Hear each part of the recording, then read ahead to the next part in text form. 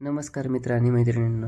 लग्नानंतर होईलच प्रेम या मालिकेच्या पुढील भागात आपण पाहणार आहोत की नंदिनी जीवासाठी चहा कॉफी घेऊन आलेली असते.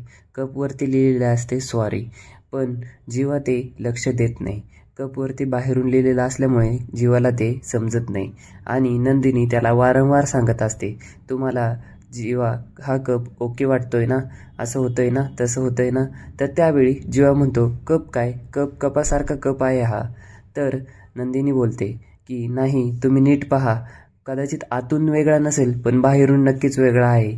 तर हे बोलून जीवा 2 मिनटं शांत होतो. त्यावेळी पार्थ काव्याला म्हणत असतो की फिस्कारलेली मांजर, तुम्ही जर माझ्या आयुष्यातलं लग्नानंतरचं प्रेम विसरलात ना तरी चालेल, पण तुम्ही मलाच जर विसरलात तर हा बोका मात्र जगू शकणार नाही. तर हे ऐकून काव्या डोळे मोठे करते. काय वाटतं मंडळी, तिला समजलं असेल का की तो तिचा नवरा आहे?